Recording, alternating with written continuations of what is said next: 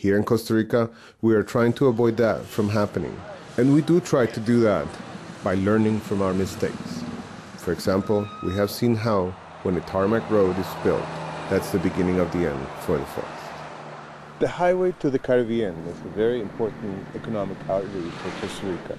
Most of our experts go out that way. In these countries, when you open up a road, especially a big road like this, it means that people are going to move in. It means deforestation, cutting down the forest. When this road was going to be open, when it was first thought of, this huge patch of forest existed. Back then, 30 years ago, the government decided then to protect this 100,000 hectares so that the road wouldn't be the cause of its own destruction. Nowadays, it's still protected. Costa Rica's far-sighted decision to protect a good proportion of its natural heritage is now paying dividends in the form of tourism. Founded in 1970, Volcan Poas National Park is one of the most popular in the country. Tourists flock here to see its active volcano. Apart from preserving natural resources, we have to make important efforts to contribute to the country's tourist development that is generating a lot of money. And when I say tourist development, I don't mean a disorganized tourist development, which could have an enormous impact on the natural resources of protected areas. What I mean is we have to deal with it. We have to look for a balance between creating facilities for tourists and having in mind the reason for protected areas, which is preserving natural resources. How many people come here every year, and what does it represent for the country? Well, Volcan Poas National Park is extremely important. It is the park that is contributing the most to the national system of conservation. It has approximately 300,000 visitors a year. Foreigners pay $7 and Costa Ricans $2, so you can calculate the profits yourself. It's an important yearly revenue that is used for the maintenance of this park and also that of other national parks in the country.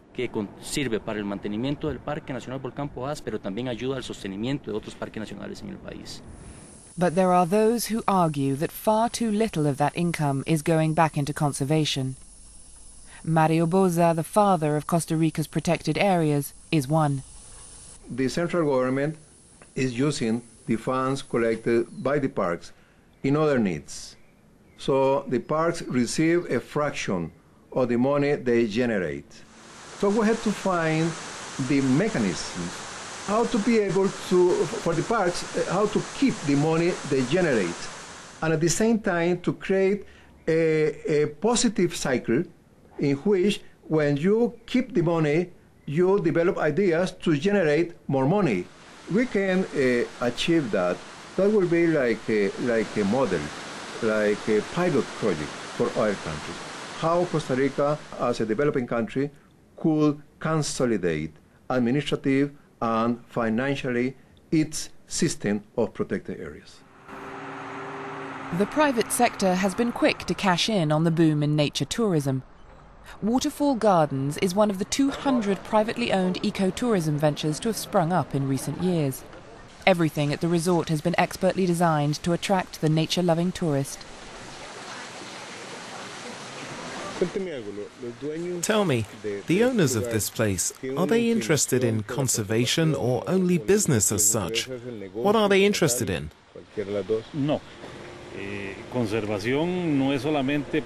Well, conservation doesn't mean putting things in jars and conserving for the sake of conserving. We put this resource at the disposal of the community for its progress. It's a close relationship.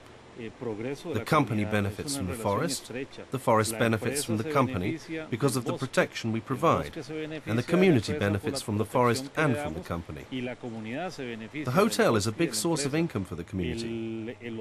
There are some 100 people from the community working here. Most people around here were hunters or even wood traders. This area was being deforested very rapidly.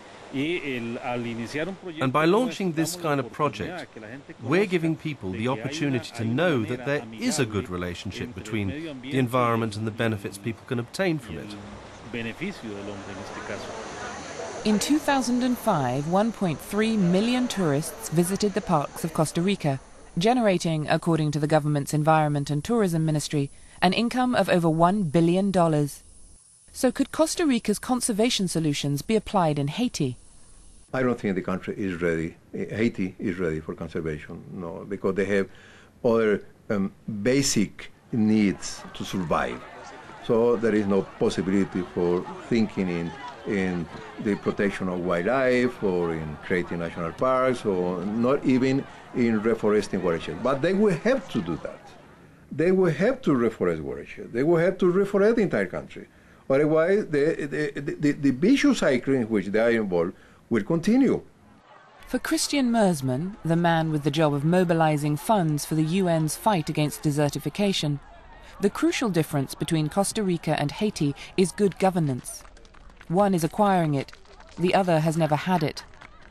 And for him, care for the environment is an essential precondition of government for the public good. There's no support of governments for communities. So we have seen in many parts of Africa, we have seen in many parts of Latin America and Asia, that rural societies literally fall apart because of the insecurity of the political system. We also know that Costa Rica has established a very effective system of payments for environmental services. We know that Costa Rica has an effective parliamentary process in place to back these kind of systems, and we also know that in Costa Rica the major fund for payments for these environmental services is run in a correct way. But if I may say so, for me, good governance is only good when it takes environment on board as one of the development priorities. If, collectively, tropical countries fail to develop this type of good governance, the consequences could be felt well beyond their borders. We have heard a lot about climatic change and how the weather is changing and how it's warming up and all that.